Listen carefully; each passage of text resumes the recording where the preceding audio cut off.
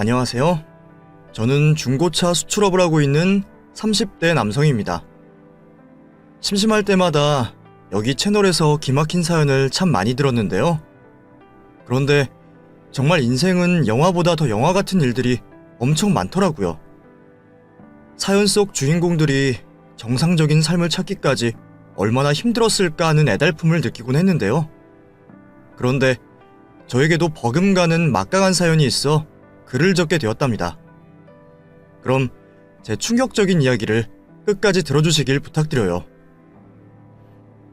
공부에 관심도 소질도 없었던 저는 고등학교를 졸업하고 일찌감치 군대에 다녀와 중고차 영업사원으로 취직했습니다.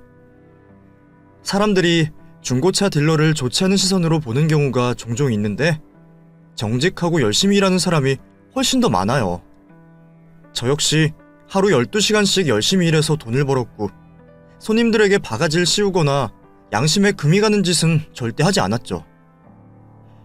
여하튼 20대 초반부터 끈기와 성실을 내세워 열심히 일하다 보니 적지 않은 돈을 벌었고 30이 되었을 때 제가 모은 재산은 아파트 한 채를 사고도 남을 정도였답니다.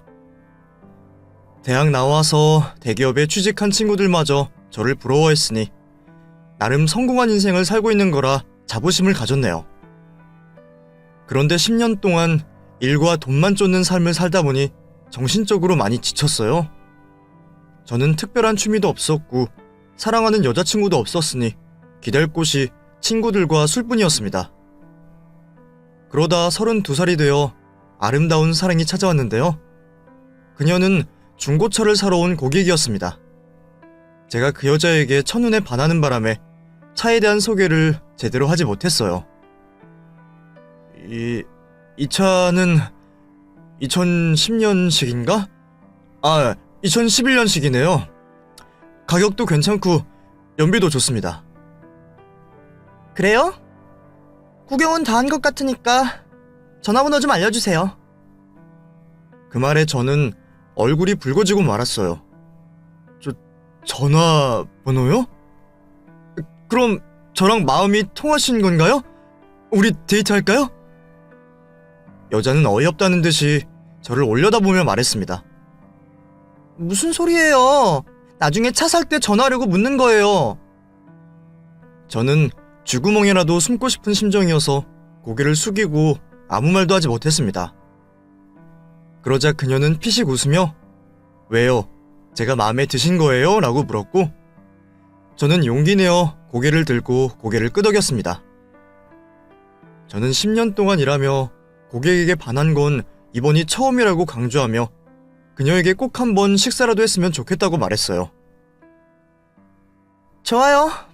저 좋다는 분을 매몰차게 거절할 순 없죠. 나중에 밥 한번 먹어요. 그 말을 듣고 저는 속으로 쾌재를 불렀고 하루 종일 들떠있는 바람에 퇴근 시간이 되어도 지치지 않고 쌩쌩했답니다. 며칠 뒤 토요일 저녁에 레스토랑에서 그녀를 다시 만나게 되었고 저희는 스테이크를 먹으며 대화를 나누었어요. 희정씨는 다시 봐도 너무 예쁘세요. 희정씨에게 첫눈에 반하지 않을 남자가 이 세상에 있을지 의문이 든다니까요. 창규씨, 여자 많이 꼬셔봤나봐요. 그런 멘트가 술술 나오는 거 보니까 바람둥이 같아요. 바람둥이라는 말을 듣자 저는 손사래를 쳤고 그동안 솔로로 지낸 10년의 세월과 일에만 매진한 제 이야기를 들려드렸어요. 진짜 일만 하고 살아서 여자 근처에도 못 가봤어요. 마지막 연애가 군대 가기 전인 20살 때라니까요. 어머, 의외다. 창규씨는 얼굴도 괜찮고 키도 큰데 왜 여자가 없었죠?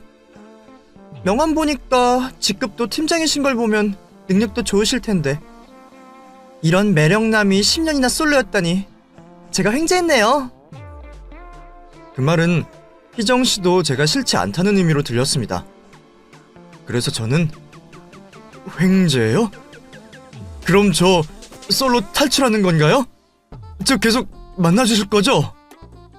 하고 순진하고 해맑은 얼굴로 물었습니다. 그러자 희정씨는 제가 너무 귀엽다며 남자친구로 만나면 매일 재미있을 것 같다고 말하더라고요. 그래서 전 사귀자고 정식으로 고백했고 희정씨도 웃으며 제 마음을 받아주었답니다. 그렇게 저희는 커플이 되었고 여느 연인처럼 매일 저녁에 만나 밥도 먹고 데이트도 하며 재밌고 행복한 시간을 보내게 되었습니다. 저의 사랑은 날이 갈수록 활활 타올랐고 하루라도 못 보면 엄청 서운했어요. 희정씨도 저와 같은 마음이어서 늘 제 곁에 붙어있으려고 했답니다. 오빠, 우리 매일 밤마다 이렇게 헤어지는 거 너무 아쉽지 않아? 그야 당연하지. 마음 같아선 널 내 주머니에 넣어두고 다니고 싶다니까. 제 말에 희정이는 까르르 웃었고 제보를 꼬집으며 그럼 우리 결혼할까? 그럼 매일 헤어지는 일도 없잖아 하고 말하는 겁니다. 희정이가 먼저 결혼 이야기를 꺼내자 조금 놀랐어요. 물론 저도 여자친구가 너무 좋고 사랑스럽지만 만난 지 겨우 4개월밖에 안 되었는데 결혼은 섣부른 것 같아 이렇게 대답했어요. 결혼? 물론 좋지. 그런데 너무 빠르지 않아? 넌 아직 20대고 취직도 못하고 있잖아. 그러자 희정이가 불같이 화를 내기 시작했습니다. 뭐야? 그럼 내가 백수라서 안 된다는 거야? 언제는 보고 싶을 때마다 실컷 봐서 좋다더니 치, 결혼은 맞벌이 할 여자랑 하겠다 이거지? 아니 내 말은 그게 아니고 희정이 네가 나랑 결혼해서 주부로만 살면 답답하지 않겠나 싶은 거야. 너도 하고 싶은 일이 있을 거 아니야. 공부를 하든 직장이든 목표하는 게 있지 않아? 저는 진땀을 흘리며 겨우 변명을 했어요. 그러자 희정이는 내가 하고 싶은 건 현모양처가 되는 거야. 오빠 뒷바라지 해주면서 살고 싶어. 그래서 결혼 이야기를 꺼냈는데 오빠가 돈 버는 여자를 찾는 거면 여기서 끝내자. 나 좋다는 남자 많으니까 아쉬울 거 없어. 라며 저를 벼랑 끝으로 몰더라고요. 그래서 저는 잠시 생각했어요. 희정이와 헤어지면 제가 얼마나 힘들지 말이죠. 그런데 죽기보다 싫을 만큼 끔찍했습니다. 그녀가 없는 인생은 상상도 하기 싫었어요. 그래서 전 희정아, 날 두고 다른 남자한테 가겠다니 말도 안 되는 소리 하지 마. 넌 내가 평생 먹여 살릴 테니까 오빠한테 시집 와. 내가 널 책임질게. 라고 프로포즈를 하고 말았답니다. 그러자 희정이는 저에게 안기며 정말? 그럼 우리 부부가 되는 거야? 와, 신난다. 이제 오빠랑 밤마다 헤어질 필요 없겠다. 하고 기쁨의 미소를 보였네요. 그리고 이틀 뒤 희정이가 결혼 준비를 빨리 하자며 양가 부모님께 빨리 인사드리고 날짜를 잡자고 제안하는 겁니다. 번갯불에 콩 볶아 먹듯이 뭐가 그리 급한지 빨리 제 아내가 되고 싶다고 닥달을 하더라고요. 그래서 먼저 희정이네 집으로 인사를 가게 되었는데 생각보다 작은 집에서 살고 있었답니다. 물론 집을 보고 사람을 평가하면 안 되지만 희정이의 옷차림이나 가방을 보면 죄다 명품이어서 집이 어느 정도 사는 줄 알았거든요. 여하튼 희정이 부모님과 마주하게 된 저는 최대한 겸손하고 예의 바르게 인사를 드렸고 두 분은 저를 환대해 주셨습니다. 특히 예비 장모님이 저의 등을 만지며 흡족한 표정을 지으며 말씀하셨죠. 듣던 대로 훤칠하고 멋있네. 자동차 영업을 한다고? 팀장이라면서요. 아, 네 어머님. 그런데 팀장이라고 해도 별다를 건 없어요. 이어서 예비 장인어른이 말씀하셨습니다. 희정이한테 듣기로 모아둔 돈이 꽤 된다고 하던데 우리 희정이 고생시키지 않을 형편이 되나? 네? 아, 네. 모아둔 돈으로 신혼집 마련하면 되고요. 제 월급으로 사는데 큰 지장은 없을 겁니다, 아버님. 제가 자신있게 대답하자 장인어른은 집요하게 연봉이 얼마인지 모아둔 금액이 정확히 얼마냐고 물으셨답니다. 처음 본 저에게 이런 말씀을 하시는 게 조금 불편했지만 결혼할 사이여서 솔직하게 묻는 거라 생각하고 저에 대한 모든 정보를 알려드렸네요. 지금까지 모아둔 돈은 5억 정도 되고요. 연봉은 조금씩 차이가 있지만 굳이 따지자면 1억 2천 정도 벌고 있습니다. 숫자로만 보면 다들 중고차 영업사원이 돈 벌기 좋다고 생각하실 수 있는데 정말 피나는 노력을 해야 이만큼 벌 수 있답니다.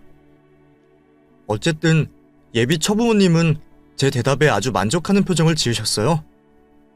그리고 정식으로 결혼 승낙을 받게 되었답니다. 그리고 이틀 뒤 희정이가 저희 집으로 인사 오게 되었고 부모님과 마주 앉아 이야기를 나누었어요. 희정씨, 정말 미인이네. 내 아들이 여자라고는 제 엄마밖에 몰랐는데 얼마 전 빨리 결혼하고 싶다는 말을 왜 했는지 알겠어. 감사합니다, 어머님. 저도 어머님 얼굴 뵙자마자 깜짝 놀랐어요. 오빠의 잘생긴 얼굴이 어디서 생겼나 했더니 그 주인이 바로 여기 계셨네요. 그러자 저희 아버지가 헛기침하며 샘을 내셨고 희정이가 아버지께 저와 붕어빵이라며 나이도 40대로 보인다고 아부를 했답니다.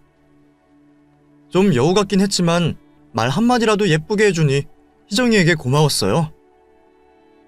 저희는 계속해서 좋은 분위기로 식사를 하고 결혼에 관한 이야기를 나누었습니다. 저희 부모님은 예물, 예단 같은 건 모두 생략하고 신혼집에 들어갈 혼수만 알아서 하라고 일러주셨어요. 그렇게 저와 희정이의 양가 부모님은 모두 허락하셨습니다. 그리고 저는 가장 절친한 친구에게 결혼 소식을 먼저 알리려고 한 술집에서 만났답니다. 저는 4개월 동안 여자친구를 아무에게도 보여주지 않아 친구 녀석이 많이 놀란 눈치였어요. 창규야, 네가 이렇게 빨리 결혼할 줄 몰랐다. 나는 네가 여자 만나는 것도 신기했는데 벌써 결혼이라니. 얌전한 고양이가 부뚜막에 먼저 오른 거냐? 어쨌든 축하한다. 재수씨는 뭐하는 사람이야? 그냥 쉬고 있어. 나랑 결혼하면 전업주부로 지낼 거야. 친구는 고개를 갸우뚱하더니 요즘 외벌이가 쉽지 않을 거라고 말을 꺼냈습니다. 요즘 경기가 안 좋아서 혼자 벌기 힘들 텐데. 물론 네가 능력 있는 놈인 건 내가 잘 알지. 그런데 괜히 고생할까봐 걱정이다. 걱정 마. 난 코로나 시국에도 매출 빵빵하게 내는 자동차들로 아니냐. 먹고 사는 데는 걱정 없다고. 그러자 친구는 저에게 재밌는 제안을 했습니다.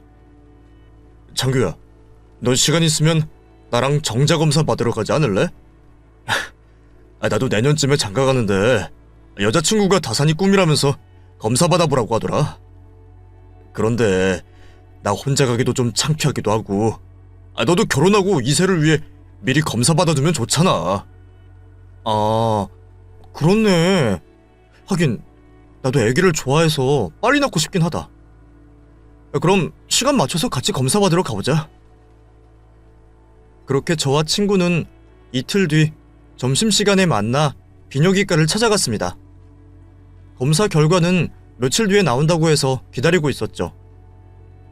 검사 결과가 나온 날 친구와 저는 다시 비뇨기과를 찾아갔고 의사 선생님께 결과를 전해 듣게 되었답니다. 김창교님, 이런 소식을 전해 유감이지만 김창교님은 무정자증이십니다. 임신이 불가능해요. 네? 정말입니까? 잘못 나온 거 아니에요? 아니면 다른 사람 거랑 바뀐 거 아니죠? 하지만 의사 선생님은 검사는 정확하다고 말했고 임신의 기대는 하지 말라고 일러주더라고요. 저는 이 사실을 희정이에게 알려야 하나 말아야 하나 고민을 거듭했습니다. 만약 결혼 후 아이를 원하는 희정이가 제 무정자증을 알고 절망할 일이 생기면 어쩌나 하고 미안한 마음이 들었습니다. 그래서 솔직하게 고백하려고 조용한 카페 구석으로 자리를 잡았어요. 저는 희정이에게 이런저런 이야기를 던지다가 은근슬쩍 애기 이야기를 꺼냈습니다. 일단 이세에 대한 생각이 어떤지 물어봤죠. 희정아, 우리 결혼하면 말이야. 애기는 몇이나 낳을까? 그러자 희정이는 인상을 찌푸리며 오빠, 나 애기 질색이야. 몰랐어? 난 애기 낳을 생각 없는데. 왜? 오빠는 애기 낳고 싶어? 라고 하는 겁니다. 아니, 나도 애기가 무지무지 싫어. 그러니까 너랑 나랑은 평생 둘이서 살자.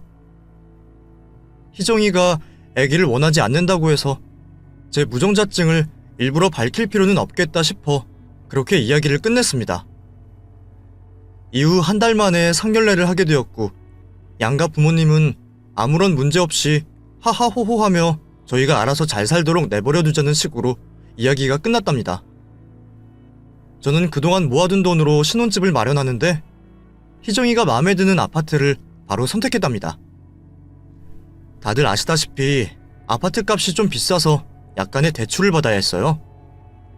그런데 희정이가 텅 비어있는 신혼집 창가에 기대서 무슨 고민이라도 있는지 연거푸 한숨을 내쉬었어요. 희정아, 왜 그래? 결혼하자고 그렇게 노래를 부르더니 막상 결혼식을 앞두니까 후회라도 되는 거야? 그러자 희정이는 그런 게 아니라 저에게 솔직하게 털어놓지 못한 게 있다고 했습니다. 오빠, 사실은 말이야. 우리 집 형편이 조금 어려워서 혼수 마련하는데 힘이 들 것 같아. 그래서 부모님이 집 담보로 대출을 받고 결혼하고 취직해서 갚아나가야 할 것 같아. 저는 예상하지 못한 말을 들어 조금 놀랐습니다. 그리고 뭐라고 대답해야 할지 감이 잡히질 않더라고요.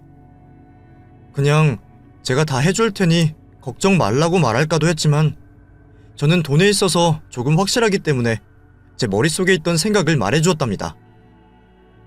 그렇게 안 좋아? 내가 도와주면 좋겠는데 우리가 선택한 신혼집 마련하려면 나도 대출을 받아야 해서 추가 대출이 안 될 텐데. 어쩔 수 없이 희정이 네가 대출금을 갚을 때까지만 직장을 다녀보는 건 어때? 한 2, 3년만 사회생활 해보는 것도 너를 위해 좋을 것 같고 말이야.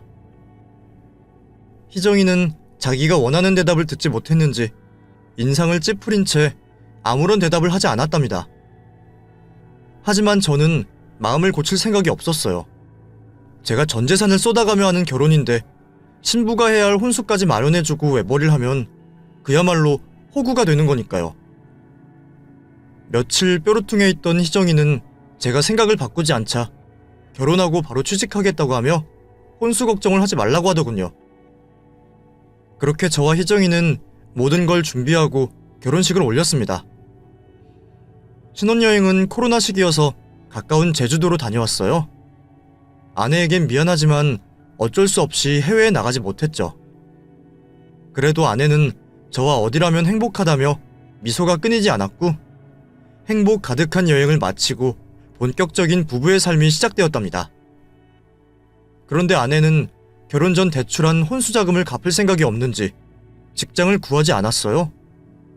저는 걱정이 되어서 아내에게 물었답니다. 희정아, 취직해야 하지 않아? 처부모님 댁 앞으로 받은 대출금이 걱정되네. 아, 안 그래도 알아보고 있어. 인터넷으로 여기저기 이력서 넣어뒀어. 그런데 내가 대학 나오고 알바 경험밖에 없어서 그런지 연락이 안 오네. 곧 오겠지. 걱정하지 마, 오빠. 그 말에 저는 아내가 생각 없이 사는 사람은 아니구나 싶었고 결혼도 했으니 책임감 있게 빚을 갚아나갈 거라 믿었답니다. 하지만 아내의 취직은 한 달이 되도록 이루어지지 않았고 집안 살림 또한 거의 손도 대지 않는 거예요. 연애할 때는 굉장히 깔끔을 떨길래 살림을 잘할 줄 알았는데 청소기 돌리는 것조차 귀찮아하는 겁니다. 결국 참다 아내에게 잔소리를 하고 말았어요. 희정아, 집안 꼴이 이게 뭐야? 우리 이 집에서 산 지 한 달밖에 안 됐는데 인간적으로 너무 지저분하다. 여름이라 빨래도 제때 하지 않으면 냄새가 심해. 제 말이 끝나기도 전에 아내는 뭐야? 내가 이 집 청소하는 도움이야? 원래 집안일은 함께 하는 거라고. 오빠도 집에 손도 안 대면서 왜 짜증나게 구는 거야? 하고 화를 내더라고요. 저도 아내 말처럼 집안일을 함께 하면 좋겠죠. 그런데 변명을 하자면 하루에 12시간씩 휴일도 없이 일하다 보니 매일 늦은 밤에 몸이 지칠 대로 지쳐서 집에 들어가는데 어떻게 집안일까지 할 수 있겠어요. 그러나 아내는 제 사정을 이해해주지 않았고 집 치워줄 사람이 필요하면 도우미를 부르라고 으르렁거렸답니다. 이에 저는 아내 취직에 관한 이야기를 꺼냈어요. 아내가 직장을 다니면 가사 도우미를 부르겠다고 일렀죠. 그러자 아내는 아, 진짜 스트레스 받네. 누가 취직하기 싫어서 안 해? 안 그래도 매일 이력 써놓고 면접 보러 다니느라 피곤해 죽겠는데 왜 보채고 난리야. 내 친구들은 남편 덕 보며 편하게 산다는데 내 남편은 돈 벌려고 난리네. 라고 신경질을 내더라고요. 저는 아내가 처부모님의 빚과 취직 문제로 마음고생하느라 살림을 제대로 못했구나 싶어 미안하다고 사과했고, 스트레스 받지 말고 천천히 알아보라고 다독여주며 제 신용카드를 주었습니다. 그러자 매일 나가서 신나게 카드를 긁어댔는데 백화점, 마트, 식당 등등 참 많이도 쓰더라고요. 그런데 마트에서 뭘 샀는지 모르겠지만 제 집에는 뭘 사온 흔적이 하나도 없었답니다. 그냥 지레짐작으로 처가에 가서 장을 봤구나 하고 넘겨버렸죠. 어느 날은 장난감 가게에서 30만 원의 결제 문자가 날아와 당황했답니다. 아내는 친구 아들에게 선물하려고 샀다고 하는데 제 카드로 친구 아들 선물까지 사주니 조금 기분이 언짢더라고요. 아내는 매일 바쁘게 돌아다니는 것 같긴 한데 면접을 보러 다니는 건지 놀러 다니는 건지 알 수 없었답니다. 하지만 또 잔소리했다간 크게 화를 낼 것 같아 그냥 두고 보기로 했고, 엉망인 집안은 일주일에 2번씩 도우미 이모님을 불러 정리했네요. 그렇게 6개월 동안 아내는 집 밖으로 나돌아다니고 저는 회사와 집을 오가며 지냈어요. 아내는 대출금을 처부모님이 갖고 있으니 걱정 말라고 하며 제 신용카드로 자기 치장하는데 돈만 쓰며 싸돌아다녔고요. 그래서 아내에게 취직을 하지 않을 거면 현모양처라도 되라고 설득해보려 했답니다. 하지만 아내는 집에만 있으면 답답하다며 마지막 20대는 숨 좀 쉬고 살고 싶다며 제 말을 귓등으로 듣고 인생을 즐기러 다녔네요. 그리고 얼마 뒤 집으로 충격적인 우편물이 날라왔습니다. 신용정보 회사라고 직인이 찍힌 우편 봉투를 조마조마하는 마음으로 열어보자 충격을 받고 말았어요. 아내는 처부모님의 집담보로 대출을 받은 게 아니라 6개의 카드를 현금 서비스 받아 혼수를 마련한 거였답니다. 아내는 한 푼도 서비스 받은 돈을 갚지 않아 신용회사에서 압류 경고장을 날린 거죠. 저는 너무 기가 막히고 화가 나서 어디서 뭐하고 오는 길인지 밤 11시에 들어온 아내에게 희정아, 이거 뭐야? 혼수를 현금 서비스로 마련한 거야? 아니, 정신이 있는 거니? 이걸 8개월 동안 숨기고 있었던 거야? 하고 소리쳤더니 아내가 이렇게 말하더라고요. 친정에서 대출 안 해주겠다고 해서 카드 서비스로 했어. 취직하면 갚으려고 했는데 그것도 안 되니까 별수가 있어야지. 기왕 이렇게 된 거 오빠가 좀 내주면 안 돼? 희정아, 너 왜 이렇게 무책임하니? 처음부터 솔직하게 말했으면 다른 방법을 찾았을 거 아니야. 뭐래? 오빠, 나 대신 혼수 마련해주기 싫어했잖아. 나더러 취직해서 갚으라고 말한 사람이 오빠야. 그래서 부랴부랴 내 카드로 해결한 거라고. 도무지 답이 나오지 않는 아내와 더는 말을 섞기 힘들었어요. 그래서 전 과거보다 현재 상황을 어떻게 해결해야 할지 직시했습니다. 이 돈은 내가 갚을게. 이제 와서 지난 얘기 한다고 달라지는 것도 아니니까. 대신 내 카드 돌려줘. 네가 쓰는 카드 값이 한 달에 300만 원이 넘어.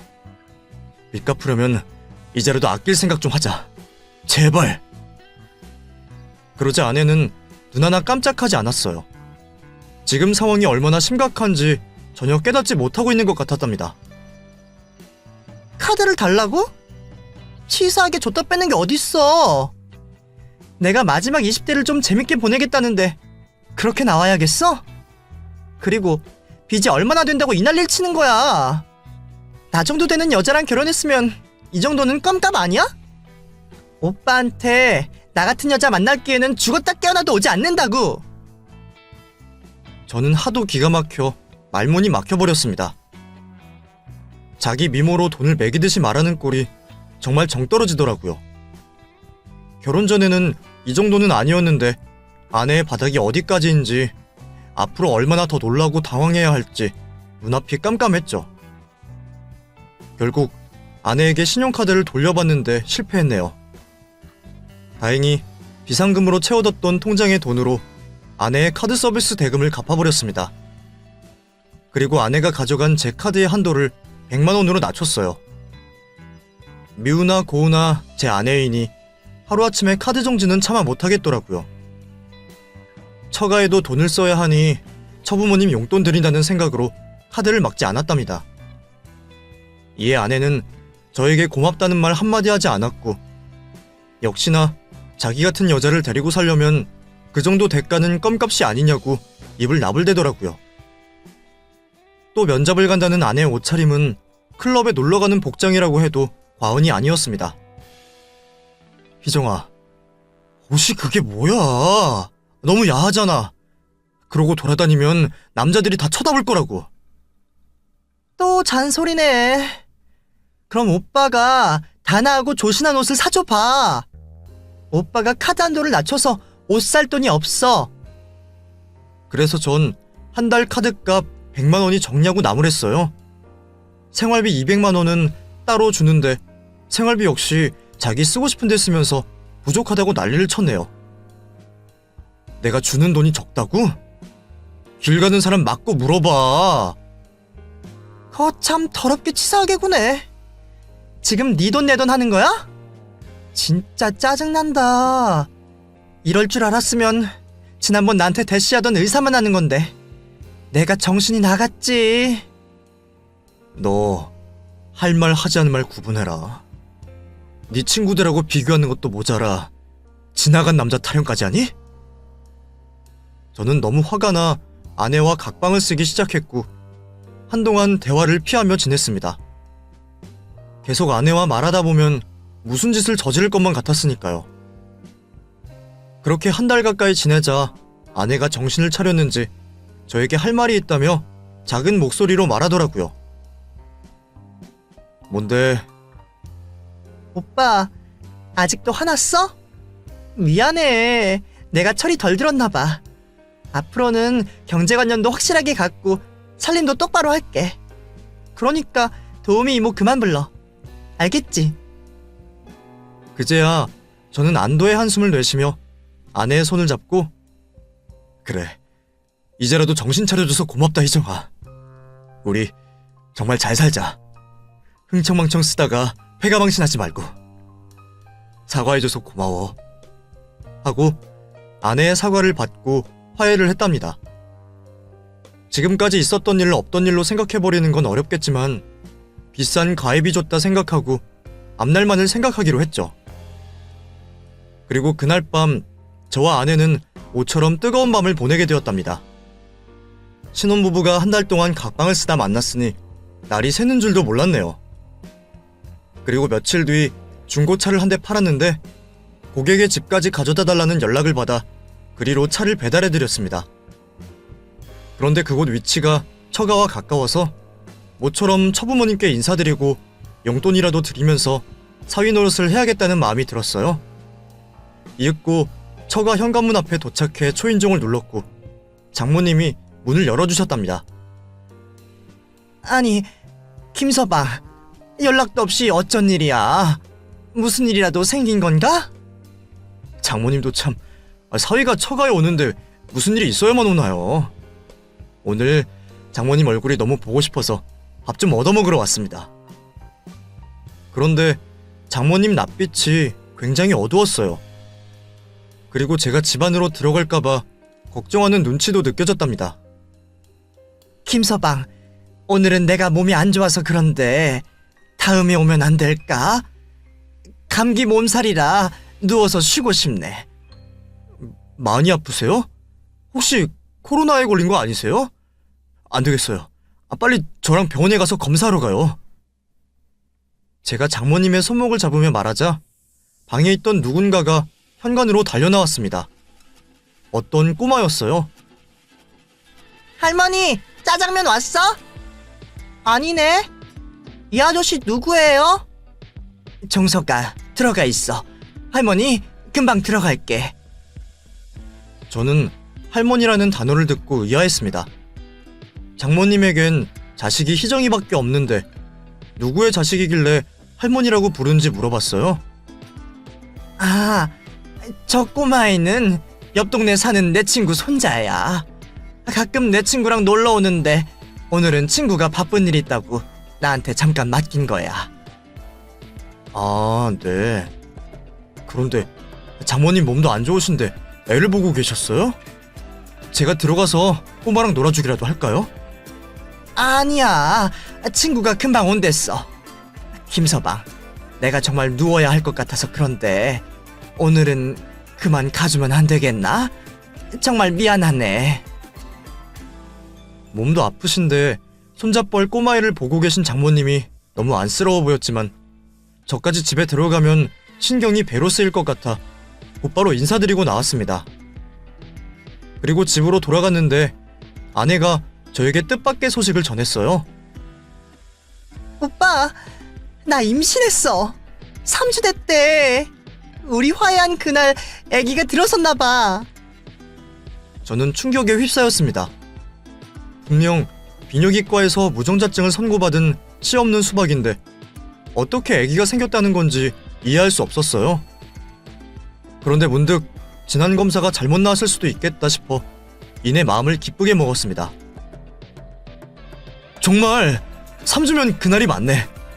너무 잘됐다 희정아. 그치? 사실 처음엔 아기 갖는 게 싫었는데 막상 임신하니까 마음이 확 바뀌더라. 오빠는 아들이랑 딸이랑 누가 나오면 좋겠어? 저는 다시 한번 결혼 전 받았던 무정자증 검사 결과가 오류라고 마음속으로 되뇌이고 대답했습니다. 응? 나는 딸. 희정이 널 닮은 딸.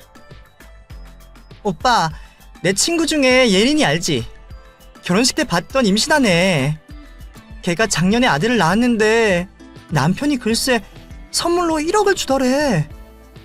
그런데 오빠, 나 오늘 산부인과에서 아들을 임신했다고 그러더라. 그래서 말인데 나도 오빠한테 현금 선물 받고 싶다. 내가 1억 생기면 친정 부모님 노후자금으로 드릴 수 있을 것 같은데. 그래서 저는 생각 좀 해보고 알려주겠다고 대답했고 아내 앞에서 행복한 미소를 끝까지 지었네요.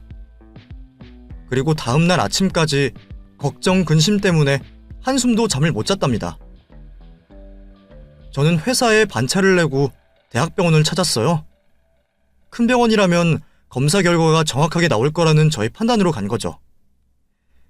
검사를 마치고 이틀 뒤에 결과가 나온다는 말을 듣고 제발 오류이길 바라며 임신이 가능한 몸이길 기도했습니다.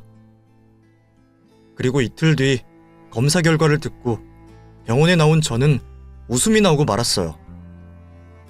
저는 먼저 처부모님께 소식을 알리려고 처가에 찾아가 말씀드렸네요. 장인어른 장모님은 제가 알려드린 소식에 손을 어찌나 떠시는지 손자 소식을 접해서 많이 놀라신 것 같았답니다. 그리고 빨리 아내를 만나고 싶어 회사가 아닌 집으로 달려갔습니다. 하지만 아내는 어딜 갔는지 또 집에 없었고 늦은 밤이 되어서야 돌아왔네요. 희정아, 어디 다녀오는 길이야? 친구네 집에 밥 먹으러 들렀는데 깜빡 잠이 들었어. 임신하니까 잠이 막 쏟아지는 거 있지? 그래서 저는 미소를 지으며 그랬구나. 나는 당신 빨리 보고 싶어서 회사 일도 접어버리고 달려왔는데 꼭 해야 할 말이 있거든 하고 말했어요. 무슨 할 말? 하던 일까지 뿌리치고 올 만큼 중요한 얘기야? 희정이 네가 아들 가지면 선물 받고 싶다고 했잖아. 그래서 준비했어. 잠깐만 기다려.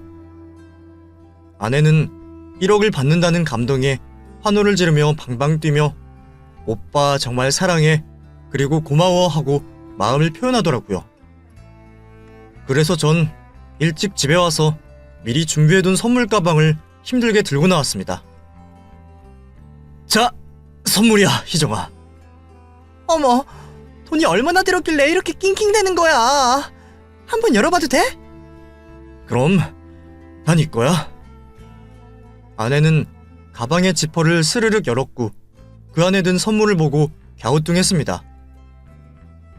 오빠, 이거 내 옷이랑 짐이잖아. 이게 무슨 선물이야? 지금 장난치는 거지? 빨리 현금 선물 주세요. 이윽고 저는 미소를 짓던 얼굴에서 분노의 얼굴로 바꾸었습니다. 선물 같은 소리하고 자빠졌네. 이게 네 선물이다. 네 짐 가지고 내 집에서 꺼져. 오빠, 갑자기 왜 그래? 왜 그러냐고? 너 아주 뻔뻔하기로 으뜸이구나. 네 뱃속의 애기는 누구였냐? 너 그날 나한테 일부러 사과한 거지? 딴 놈애를 임신한 걸 들킬까봐 그날 유혹한 거 아니야? 이어서 저는 대학병원에서 받아온 무정자증 결과서를 아내에게 보여주었습니다. 봤지? 난 무정자야. 씨 없는 수박이라고. 이게 딴 놈애를 가지고 온 것도 모자라서 1억을 달라고 해? 이 흑혈귀야. 그러자 어쩐 일인지 늘 말대꾸를 잘하던 아내가 아무런 말도 하지 못했어요. 게다가 온몸을 사시나무처럼 벌벌 떨고 있더라고요. 오늘 병원 갔다가 처가에 다녀왔어. 거기에 네 아들이 지내고 있더라. 어떻게 알았는지 궁금하지?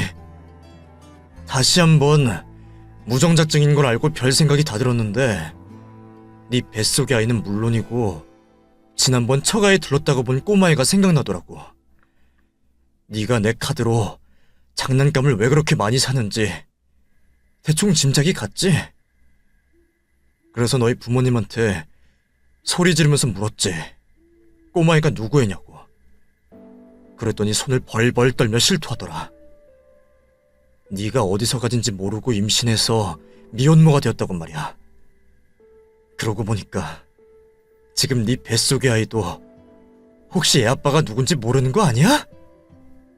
이 더럽고 추잡한 인간아! 제가 차근차근 아내의 추악함을 짚어주자 제 앞에 무릎을 꿇더군요. 그리고 악어의 눈물을 아주 쉽게 쏟아내며 말하더라고요. 오빠, 미안해. 내가 처음부터 숨기려고 한 건 아니야. 집에 있는 아이는 나중에 기회를 봐서 고백하려 했어. 그리고 지금 내 뱃속의 아이는 오빠 말대로 술에 취해 기억이 나질 않아. 누구랑 잠을 잤는지 모르겠단 말이야. 그러니까 따지고 보면 내가 일부러 바람 피운 건 아니잖아. 엄연한 실수라고. 오빠도 그렇게 생각하지 않아? 어쨌든 그게 중요한 게 아니야. 오빠, 나 용서해주고 이 아이를 가슴으로 낳은 자식으로 키우자. 어? 제발. 아직도 정신 차리지 못하는 아내를 차마 손대지는 못하겠더라고요. 그래서 벽에 걸린 결혼 액자를 집어들어 바닥에 내팽개쳤습니다. 가슴으로 낳은 자식 좋아하네. 당장 내 눈앞에서 꺼져. 너, 네가 한 짓을 내가 어떻게 되갚아주는지 두고 봐. 인생의 낭떠러지가 뭔지 제대로 보여줄 테니까. 안 나가고 버티려는 아내를 억지로 현관 밖으로 내쫓는데 5분이나 걸렸네요. 그렇게 모든 사실을 변호사에게 털어놓았고 제 무정자증 검사 결과지와 아내가 산부인과에서 받아온 임신 진료서를 제출했습니다. 그리고 숨겨진 아들까지 있다는 이야기를 전했더니 변호사가 사기 결혼으로 인한 혼인 무효 소송과 손해배상 청구를 하는 게 좋다고 해서 그대로 진행하게 되었고 얼마 후 법원 앞에서 아내와 처부모와 마주치게 되었답니다. 그런데 세 사람이 세트로 저에게 제발 고소를 취하하고 용서하고 살아보라는데 정말 어이가 없더라고요. 그 사람들은 잘못을 뉘우칠 생각은 없었고 그저 지금 상황만 어떻게든 모면하려고 잔머리만 굴려댔답니다. 이것 보세요. 아줌마, 아저씨, 그리고 쓰레기. 이 정도면 가족사기단으로 고소할 걸 많이 깎아준 줄 알고 반성하고 살아. 그러자 장모였던 사람이 말하더라고요. 아, 진짜. 사내 자식이 왜 이렇게 찌질해? 내 딸이 하도 예쁘니까 주위에서 가만 놔두지 않는 걸 어떡하라는 거야. 그리고 씨 없는 수박인 자네한테 떡하니 아들을 낳아주겠다면 고맙게 생각하고 살아야 되는 거 아닌가? 제가 길게 한숨을 내쉬자 제 옆에 있던 변호사가 그러더군요. 그동안 마음고생 심하셨겠어요. 제가 이혼 전문으로 일했지만 이런 사람들은 처음 봅니다. 사과하고 용서를 구해도 모자랄 판에 못들 하는 짓인지. 어서 들어갑시다, 김창교 씨. 그렇게 법정에 들어서 저와 아내의 혼인무효 재판을 받게 되었는데 판사님은 당연히 제 손을 들어주셨고 그동안 물질적 보상과 정신적 보상까지 더하여 2억의 배상금을 선고했습니다. 제가 아내와 결혼하고 2억까지 손해본 건 아니었지만 그것도 모자라게 느껴졌어요. 제 오장육부가 뒤틀리며 속 터지는 날들을 생각하면 2억이 아니라 20억은 받아야 한다고 생각했답니다. 여하튼 그렇게 저는 미혼남으로 돌아왔고 제 신혼집을 부동산에 내놓았더니 뜻밖의 횡재를 하게 되었어요. 집값이 아주 많이 올라서 제가 샀을 때보다 1억을 더 받았답니다. 그리고 제 이혼 소식이 어디서 시작되었는지 중고차 영업소에서 수군덕대는 소리가 너무 많이 들려와 직장을 옮기게 되었습니다. 그래서 지금은 중고차 수출업을 하고 있는데 이전보다 일하는 시간도 적고 월급도 많아서 꽤 여유로운 시간을 보내고 있습니다. 이렇게 여자에게 심하게 당해보니 다른 여자를 만나는 게 쉽지 않더라고요. 다들 처음에는 착한 척, 조신한 척을 하잖아요. 물론 그렇지 않고 진실한 사람들이 있겠지만 제가 그런 눈이 없어서 여자 만나는 걸 두려워하고 있답니다. 쭉 제 이야기를 써보니 저에게도 문제가 참 많네요. 예쁜 여자에게 홀려서 봐주고 다 퍼준 호구죠? 이제 저도 정신을 차렸으니 외모가 아닌 내면이 아름다운 여자를 찾도록 하겠습니다. 길고 긴 제 이야기를 들어주셔서 감사합니다.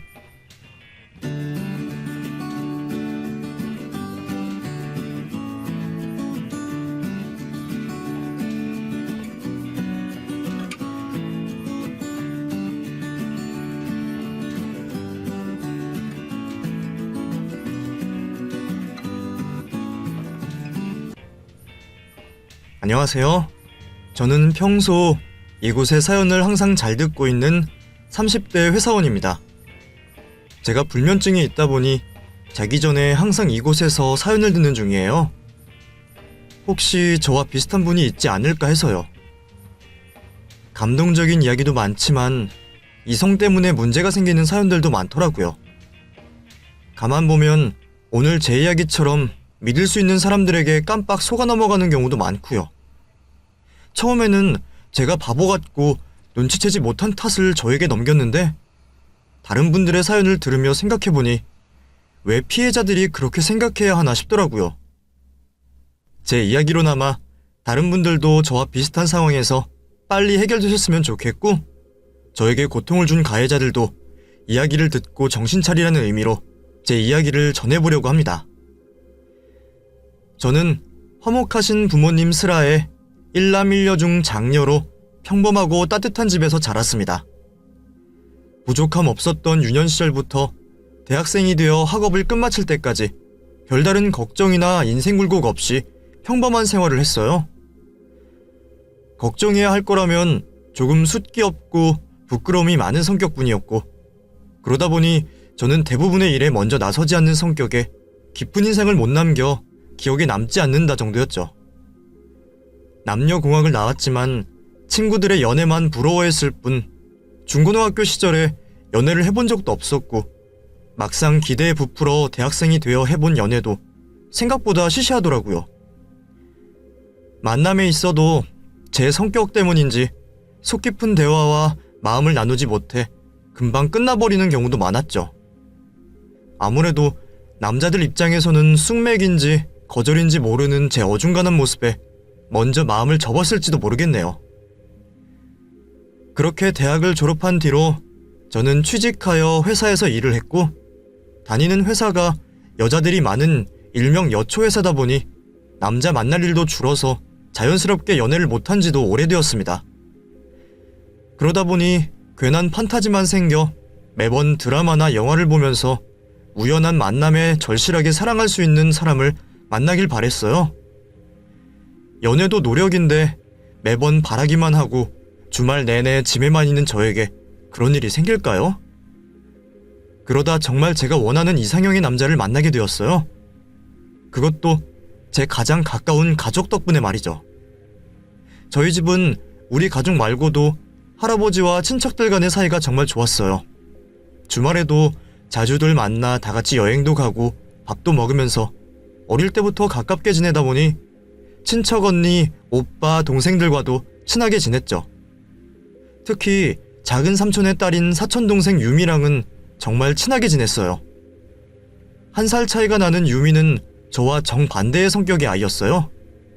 남자아이처럼 쾌활한 성격에 애교도 많다 보니 어른들이며 주변 사람들이며 모든 사람들과 빨리 친해지고 늘 사랑받는 아이였죠.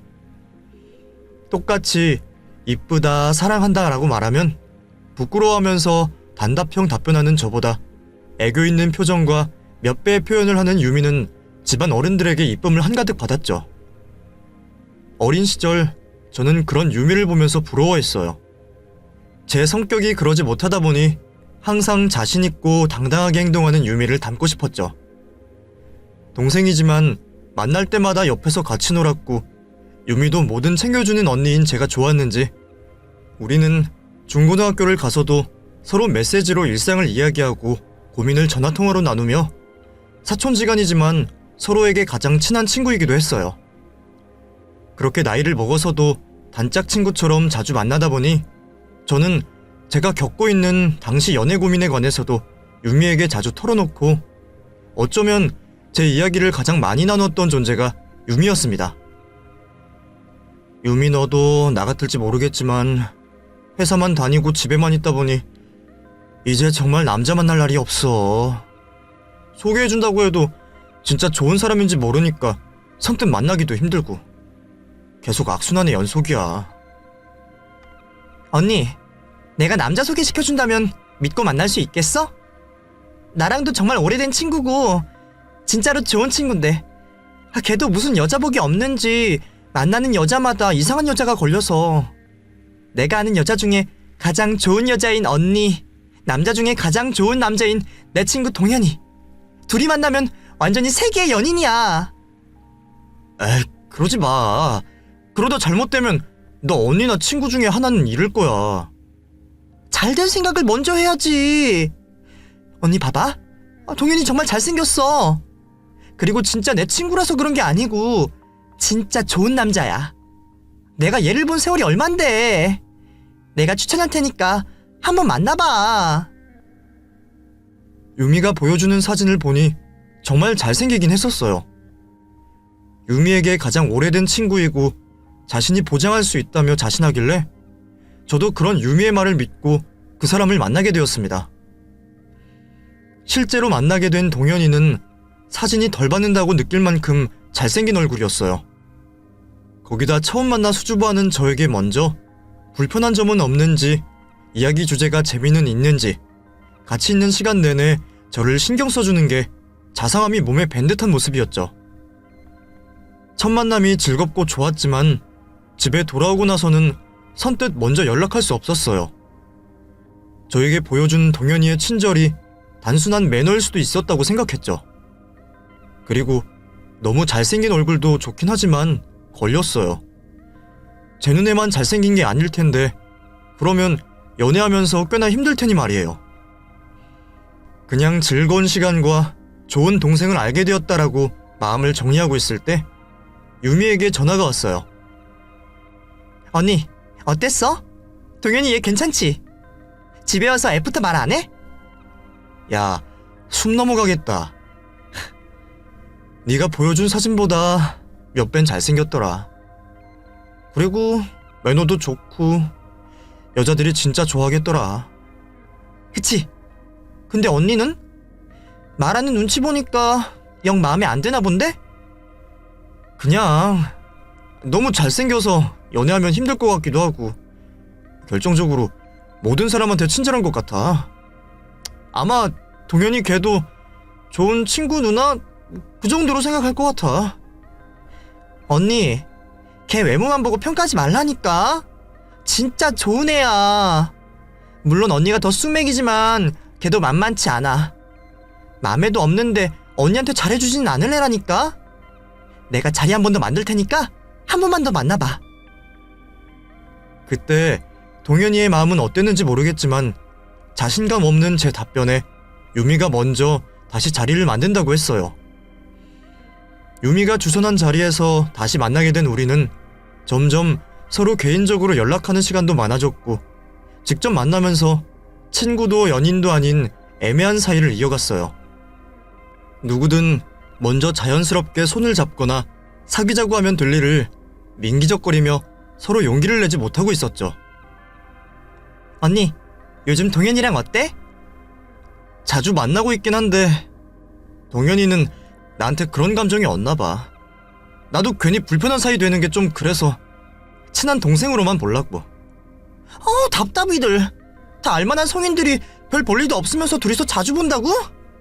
언니는 이제부터 내 말대로만 해. 언니 눈치 없는 것도 문제지만 스타일이 더 문제야. 맨날 학생처럼 입고 다니고 화장도 아니고 그게 뭐야? 진전 없는 저와 동현이 사이가 답답했는지 유미는 우리를 꼭 이어주겠다며 동현이를 만나기 전 저에게 데이트 팁과 옷 스타일 등등을 코치를 해주었어요. 뭐 그렇게까지 해야 하나 싶었지만 저도 동현이가 마음에 들었기에 유미의 도움을 받았습니다. 그런데 정말 유미의 말이 잘 들어맞았는지 늘 머뭇거리기만 했던 동현이와 제 사이 진도가 빠르게 진전되었어요. 결국 얼마 뒤 동현이의 고백으로 우리는 사귀게 되었고 저는 다음날 곧바로 유미에게 소식을 전했죠. 유미야, 정말 고마워. 다 네 덕분이야. 나 어제 동현이한테 고백받았어. 거봐, 내가 된다고 했지? 둘 때문에 내가 몇 년은 더 늙은 것 같아. 둘이 잘 사귀고 문제 있으면 바로 연락해. 그리고 둘 사이 내 덕분인 거 알지? 그래, 알지. 내가 설마 입 싹 닫겠어? 유미야, 원하는 걸로 골라놔. 사귀기 전부터 이미 동현이의 모습을 봐왔기에 저도 당연히 연애 이유를 기대했어요. 역시나 동현이와 데이트를 하는 동안은 정말 꿈속에 있는 것처럼 항상 행복했죠. 사귀기 전부터 매너가 몸에 밴 모습을 보여주던 동현이는 정말 공주 대접을 하듯이 저에게 해주었어요. 그 전에 왜 이렇게 서로의 마음을 알면서도 적극적이지 않았나 후회가 될 정도였죠. 웃으며 연애하기 전 이야기를 하는데 유미가 저에게만 도움을 주었던 게 아니었습니다. 나 정말 유미 아니었으면 동현이도 못 만났을지 몰라. 걔가 너랑 꼭 잘 되게 해주겠다고 너랑 만나기 전에 옷까지 새로 사주고 진짜 우리가 고마워해야 돼. 나도야. 누나한테 고백하게 된 것도 내가 고백해도 누나가 좋아할지 모르겠다니까 100%라고 자신만 믿으라면서 꼭 고백하라고 했거든. 나도 유미가 나만 도와준 줄 알고 일부러 누나한테 말 안 했지. 정말? 너나 나나 진짜 유미한테 절해야 되겠다, 절. 안 그랬으면 우리 이렇게 좋은데 서로 마음도 모르고 어쩔 뻔했어. 유미는 진심으로 우리가 잘 되길 바랬는지 양쪽에서 머뭇거리고 있는 우리에게 코치해주며 고백까지 할 수 있게 만들어준 것이었어요. 그런 유미 덕분에 이쁘게 만날 수 있었던 우리는 데이트를 하면서도 유미를 불러 같이 놀곤 했죠. 그럴 때마다 데이트하는데 방해가 될 거라며 셋이 만나는 자리를 거절하기도 했어요. 아마 저였으면 고맙다고 커플 사이에 끼어 생색을 냈을 텐데 역으로 배려해주는 유미의 마음이 고마웠어요. 우리의 연애가 2달이 넘어갔을 때 유미가 좋은 소식을 알려왔습니다. 유미도 연애를 시작하게 된 거예요. 그 뒤로 저희는 같이 더블 데이트도 하고 서로 연애 상담이나 고민도 해주며 더 깊은 시간들을 보내게 되었습니다. 그런데 만남이 길어지고 유미와도 자주 만날수록 점점 눈에 거슬리는 게 보이기 시작했습니다. 유미와 동현이가 초등학교 시절부터 친구로 자라와서 그런지 친해도 너무 친하더라고요. 그래도 이제는 다 큰 성인인데 저래도 되나 싶을 정도로 격이 없는 모습을 보여주곤 했어요. 둘이서만 있을 때 한다면 제가 보지도 못하니 뭐라 할 수 없는데 셋이서 만나는 날 제가 옆에 있음에도 불구하고 너무 격없는 행동을 서슴없이 했어요. 야, 김동현, 언니한테 잘하고 있지? 너 혹시나 언니한테 잘못한 거 하나라도 걸리면 나한테 죽는다. 야, 까불지 마. 내가 너 앞에서 이렇지 눈앞에서 얼마나 로맨티스트인데. 너만 없으면 하루 종일 누나 껴안고 있을 수 있어. 어쭈, 이게 이제 다 컸다고 애니랑 스킨십도 하고 우리 동현이 얼마나 컸나 한번 볼까? 야. 아이, 누나 앞에서 그런 거 하지 마. 서로 오래된 친구다 보니 성별 생각하지 않고 장난을 친다고 생각했어요. 바지를 벗기려 하는 유미의 모습도 그걸 장난으로 받아들이는 동현이도 친한 친구니까 그러는 거라고 생각했죠. 그런데 가끔 제가 잠시 자리를 떠나 돌아와 둘을 보면 어깨동무를 하고 있다던지 너무 자연스럽게 서로 얼굴을 봐준다던지 가끔은 제가 이해할 수 없을 만큼 가깝게 스킨십을 하는 듯한 모습에 좀 당황스러웠어요. 제가 둘의 관계를 모르는 것도 아니고 그렇다고 저와 동현이를 이어주려고 한 유미의 노력도 동현이가 저에게 보여주는 진심도 다 알기에 그런 걸 매번 말하지 못하고 속으로 꾹꾹 참아왔죠. 그러다 결국 제가 한 소리를 하게 된 사건이 발생했어요. 그날은 제가 갑자기 회사에 들어가게 된 주말이었죠. 주말이라 늘 당연하게 동현이와 데이트 약속이 있었는데 갑작스러운 회사 사정에 이미 나와버린 동현이를 깜빡하고 제가 연락을 못한 거예요. 뒤늦게 생각이 나서 동현이에게 연락을 했지만 동현이는 이미 준비를 다 하고 저희 동네로 오고 있었어요. 거기다 제가 보고 싶다고 한 전시 티켓까지 있었는데 아무리 계산을 해봐도 전시 예약 시간까지 일을 끝내지 못할 것 같았어요. 저는 미안한 마음에 다행히 집에 있던 유미에게 동현이와 저 대신 시간을 좀 보내달라며 부탁을 했습니다. 그렇게 저는 오후가 되어서야 일을 마치고 동현이와 유미가 있는 곳으로 갔어요. 만나기로 한 장소에 도착할 때쯤 멀리서 손을 잡고 걷는 동현이와 유미가 보이는 겁니다. 처음에는 뒷모습을 보아 다른 연인이 오는 줄 알고 있었는데 가까이 다가갈수록 누구인지 정확히 알 수 있었죠. 아무리 친구 사이에도 남녀가 손을 꽉 잡고 오는 게 이해가 되지 않았습니다. 뒤늦게 도착한 듯 제가 다가서자 둘은 자연스럽게 저를 맞이하더라고요. 제가 본 상황을 이야기할까 하다 나중에 돌아가면서 조용히 동현이와 얘기를 해봐야겠다 생각하고 셋이서 저녁을 먹고 카페에서 시간을 보냈죠. 아무리 친구라지만 깍지 낀 손을 잡고 있는 걸 목격한 제가 마음 편히 그 시간을 즐길 수 있었을까요? 같이 있는 시간 내내 둘이 무슨 사이인지, 말을 하는 게 맞는지, 언제 이야기해야 하는지 별의별 생각을 다 하느라 저는 그 자리를 즐기지도 못하고 있었죠. 그렇게 불편한 시간들을 견디다 유미와 작별 인사를 하며 헤어진 뒤 저는 동현이가 저를 바래다주는 길에 물어보았습니다. 동현아, 사실 아까 만나는 장소에 너희 둘이 걸어오는 거 봤거든? 그래? 왜 먼저 도착했는데 연락 안 했어? 사실 이전부터 내가 좀 신경 쓰였는데 너희 둘 너무 스킨십이 심한 거 아니야? 친구라서 내가 그러려니 했는데 아까는 너희들이 손에 깍지까지 껴서 걸어오더라. 그거 보고 내가 좀 놀라서 일부러 숨어 있다가 온 거야. 아, 미안. 근데 우리 정말 그냥 친구 사이인 거 누나도 알잖아. 어릴 때부터 친하게 지내서 그런지 초등학교 때부터 손잡고 다니는 게 익숙해서 우리도 모르게 그랬나 봐. 미안해 누나.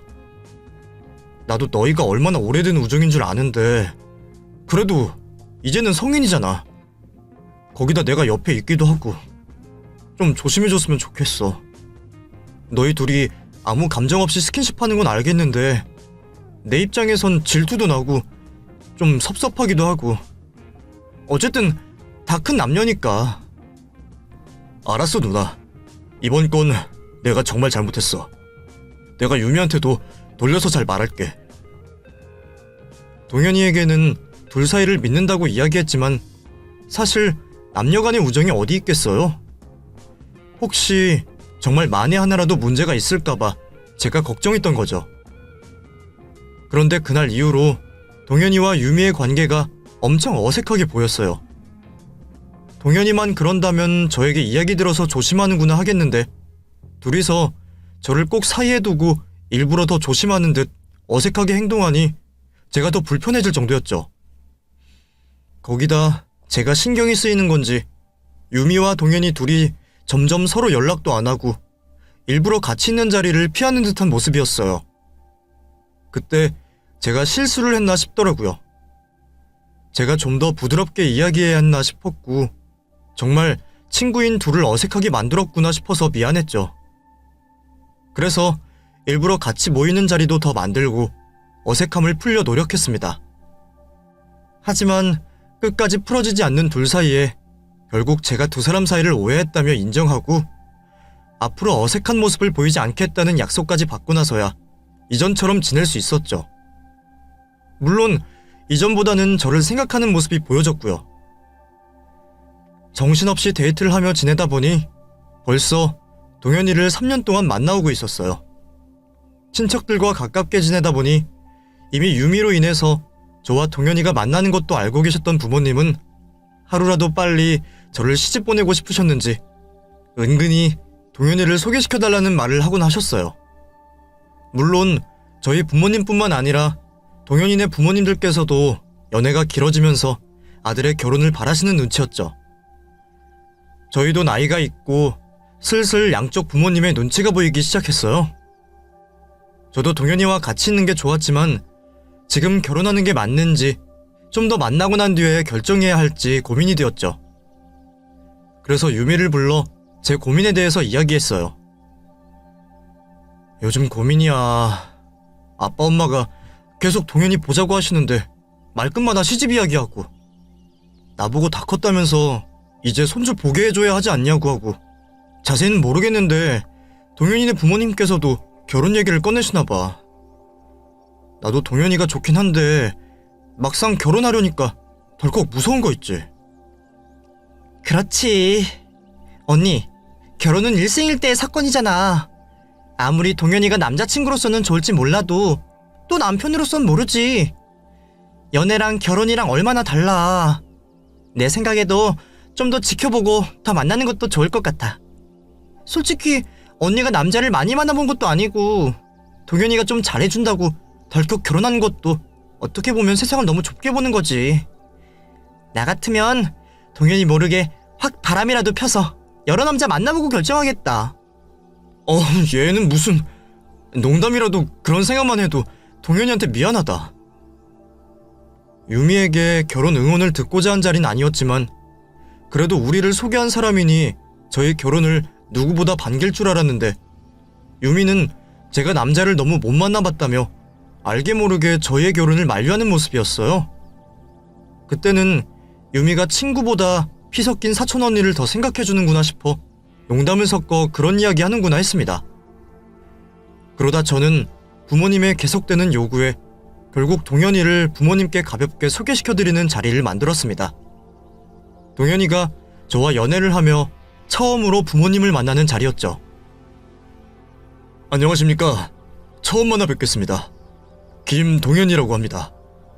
인사가 늦어 죄송합니다. 지혜 아비 되기도 하고 유미 삼촌 되기도 하니까 말을 편하게 해도 되겠지? 네 아버님, 편하게 말씀하세요. 지혜가 하도 말이 없어서 유미한테만 전해들었는데 키도 훤칠하고 얼굴도 잘생겼네. 반가워. 나 지혜 아빠 되네. 지혜 엄마 돼요. 반가워요. 지혜 너는 이렇게 잘생긴 남자친구를 두고 왜 아무 자랑도 안 했니? 당연히 부모님이 좋아하실 줄 알았습니다. 뭐 하나 빠질 것 없는 남자친구였으니 말이죠. 그런데 가볍게 생각한 그 자리를 저희 부모님은 아주 작정하고 오신 듯 했어요. 식사를 하고 어느 정도 분위기가 무르익었을 무렵 동현이에게 먼저 결혼 이야기를 꺼냈습니다. 너무 부담스러워하진 말고 부모된 입장에서 이야기하는 거니 이해해 주길 바라네. 들어보니 지혜와 연애한 지도 꽤 되었고 연애나 결혼이라는 것도 때가 있다 보니 그걸 놓치면 아무리 천생연분이라도 영영 놓칠 때가 있어. 서로 마음만 확실하다면 하루라도 빨리 결혼하는 게 좋지 않겠나? 갑작스러운 아빠의 결혼 이야기에 저나 동현이나 당황했죠. 서로 부모님들께서 결혼을 원하신다는 건 알고 있었고 우리도 이야기를 나누고 있었지만 이렇게 갑자기 첫 만남에서 이야기를 꺼내실 줄은 몰랐습니다. 그 만남 뒤로 동현이네 부모님께서도 결혼 이야기를 직접 꺼내셨어요. 물론 우리 둘이 하는 결정이었고 부모님 말씀처럼 때에 맞게 결혼을 하는 게 맞다 싶었습니다. 저와 동현이는 결국 결혼을 결심하고 양가 부모님들을 뵙고 결혼 계획과 상견례를 마치게 되었습니다. 부모님의 제안으로 하게 된 결혼이었지만 동현이는 저에게 정식으로 프로포즈를 해주었어요.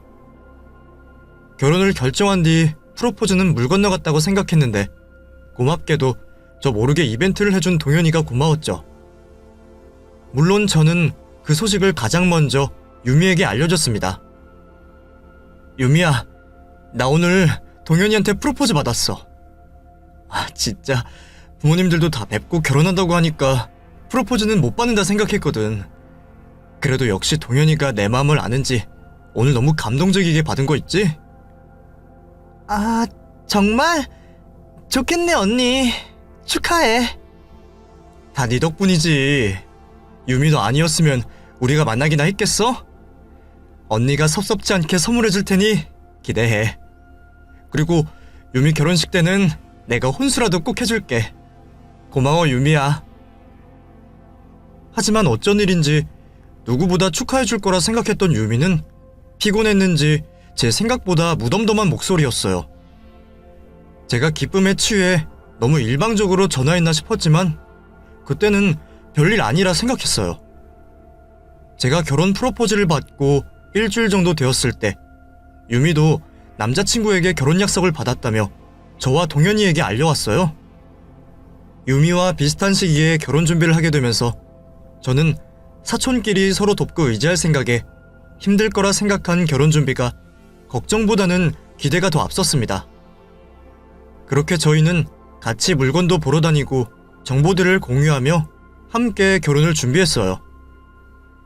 그런데 그러는 과정에서 자꾸 제가 섭섭한 일이 생기게 되더라고요. 웨딩드레스를 고를 때부터 느끼기 시작했죠. 어때? 나는 이번 게 제일 마음에 드는데. 제가 봐도 신부님은 이번 드레스가 가장 잘 어울리신 것 같아요. 앞에 것들보다 이게 요즘 잘 나가는 스타일이기도 하고요. 나는 별론데.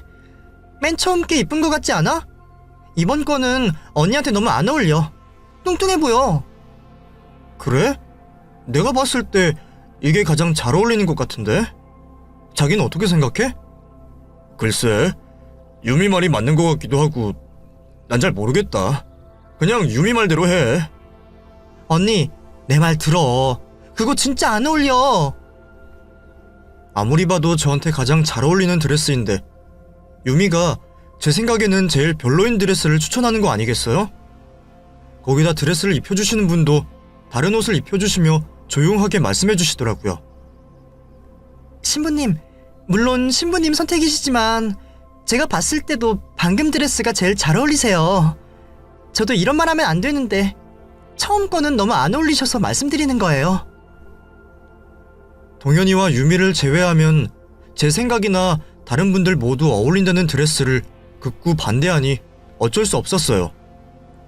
하지만 제가 옷 보는 눈이 워낙 꽝이기도 했고 유미가 스타일에 관해서는 저보다 훨씬 앞서 나가고 잘 알기에 저는 결국 유미 말을 따르기로 했어요. 그런데 이상한 일은 가전제품을 고를 때도 있었어요. 저희가 가전을 고르러 간다는 얘기에 유미도 따라가겠다며 저희 셋이 같이 매장을 둘러보러 갔어요.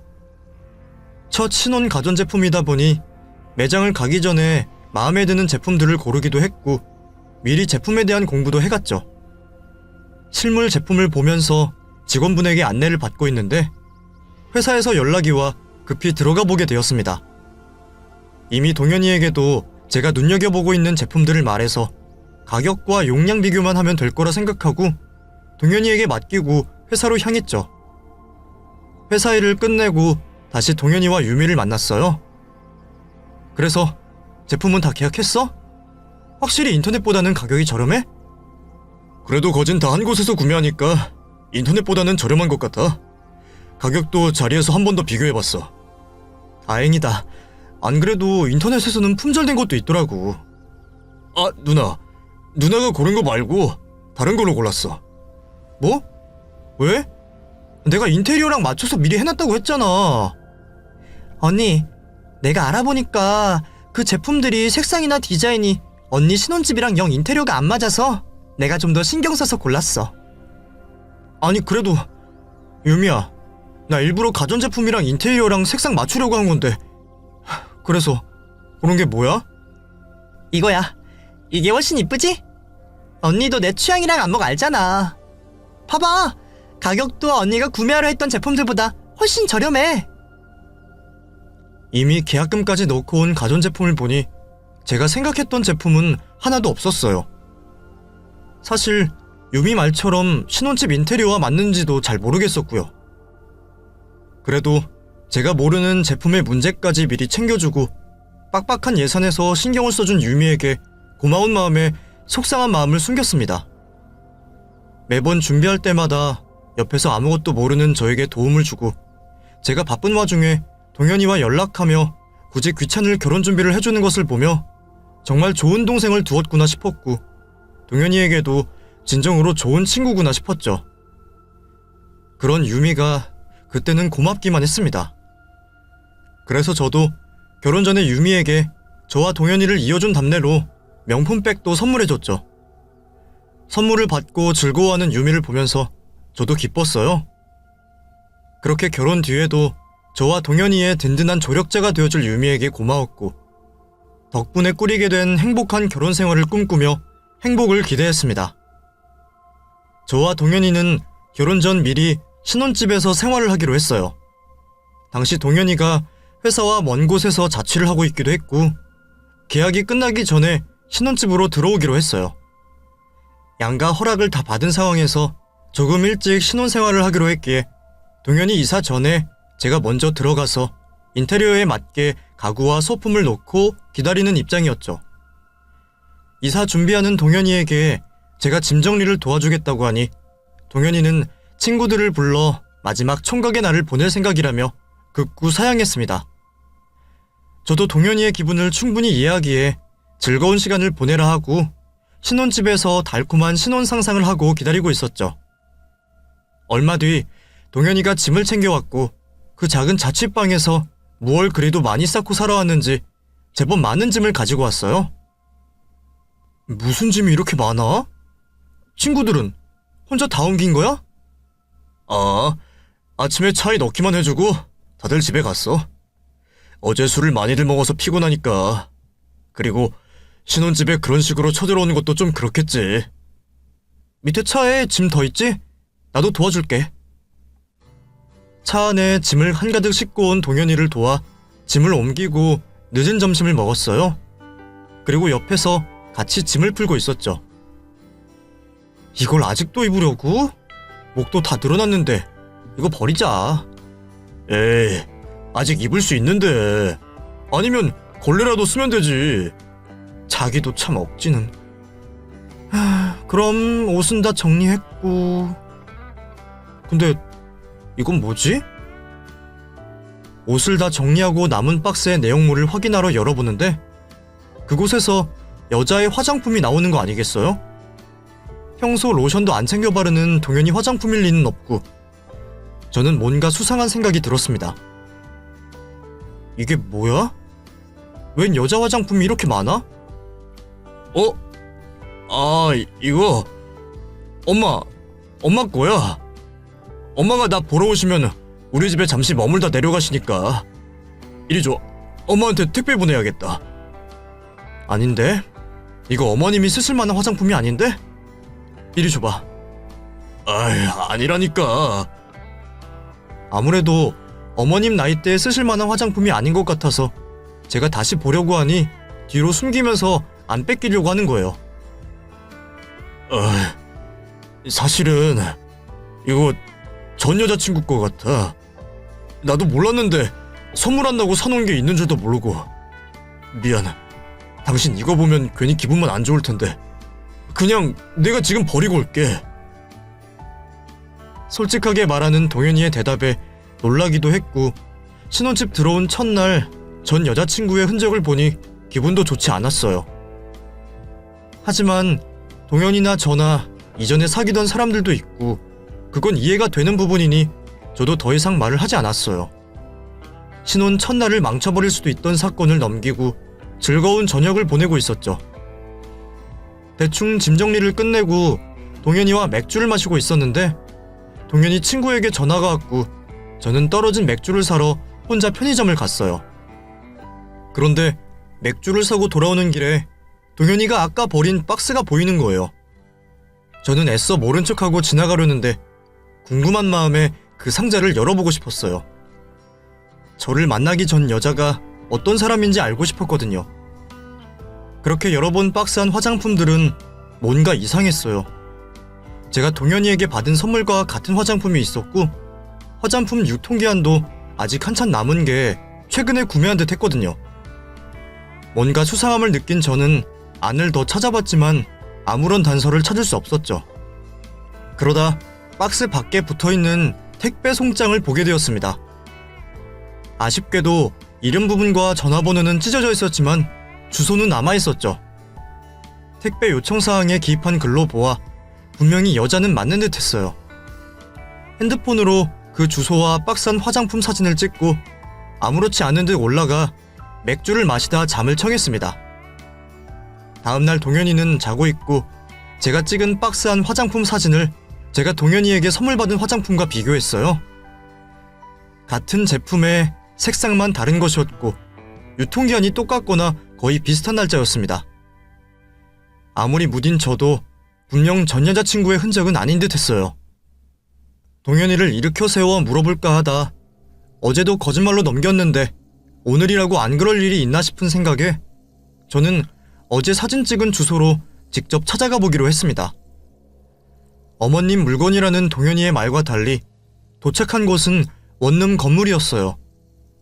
혹시 그제 동현이와 밤을 보낸 친구들 중 한 사람의 주소인가 싶어 들어가기를 망설였지만 여기까지 온 마당에 동현이 친구든 어머님이든 제 눈으로 확인하고 가려고 했습니다. 그렇게 문 앞에서 서니 심장이 정말 요동치더군요. 상상하기 싫은 일이 생기면 어떡하나 싶었어요. 떨리는 심장을 부여잡고 배를 눌렀죠. 원룸 안에서는 여성인 듯한 목소리가 흘러나왔습니다. 그리고 문을 열어주는데 유미가 있는 거예요. 유미도 저를 보며 당황하여 토끼 눈이 되어 있었죠. 언니? 유미야?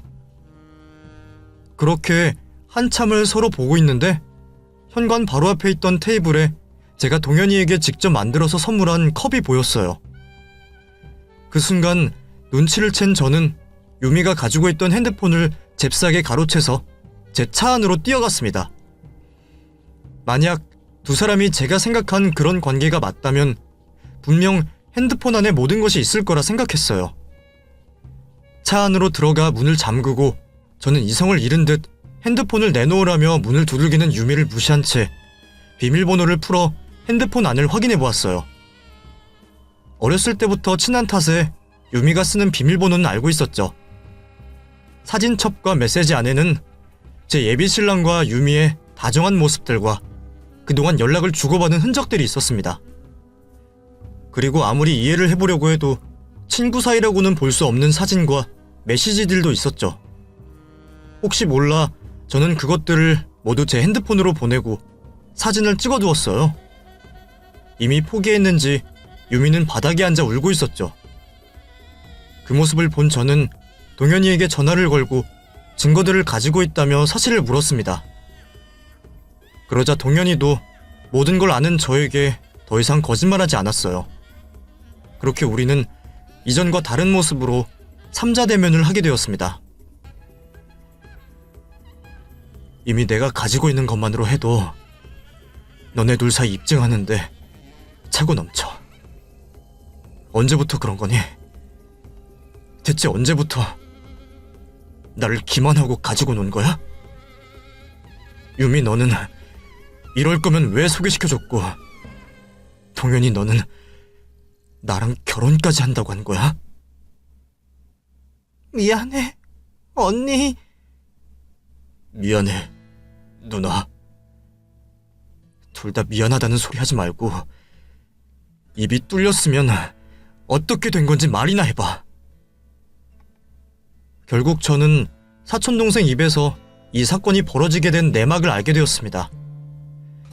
저에게 동현이를 소개시켜주기 전까지는 둘은 가장 친한 친구가 맞았어요. 연애를 하기 전 우리를 도와주고 진심으로 잘 되기 바란 것도 맞았습니다. 다만 제가 동현이와 연애를 하면서 언젠가부터 셋이서 같이 시간을 보낼 때 유미가 저와 동현이의 모습에 질투가 나기 시작했다고 해요. 그제서야 자기가 동현이를 좋아하고 있었다는 걸 알고 일부러 저와 동현이의 부름에도 자리를 피하고 나오지 않은 거죠. 자신도 잘못된 마음인 것을 알아 다른 남자친구와 연애를 시작하면서까지 감정을 눌러보려 했지만 쉽지 않았다고 합니다. 거기다 동현이도 그전까지는 유미를 친구로만 생각했으니 유미 혼자만의 짝사랑이었던 거예요. 제가 동현이에게 둘 사이에 너무 격이 없다며 조심스럽게 이야기한 다음날 동현이는 유미에게 저와의 대화를 전하려 만나게 되었고 그날 술을 많이 마시게 된 둘은 밤을 같이 보내고 만 겁니다. 동현이는 하룻밤의 실수로 없었던 일로 하고 싶었지만 유미는 그날을 계기로 마음이 더 확실해졌나 봅니다. 그날 이후로 개인적인 만남을 피하는 동현이를 보기 위해 저와 동현이의 오작교인 척 우리 둘 사이를 도와주는 척하며 제 남자친구를 꼬셨고 결국 지금까지 그런 잘못을 저지르고 있었던 것이죠. 알고 보니 괘씸하게도 두 사람은 저 모르게 원룸까지 계약해 둘만의 아지트인 그곳에서 데이트를 즐겨왔었어요. 저는 대화를 듣는 내내 녹음을 하며 당장이라도 터질 것 같은 울음을 겨우겨우 참고 있었습니다.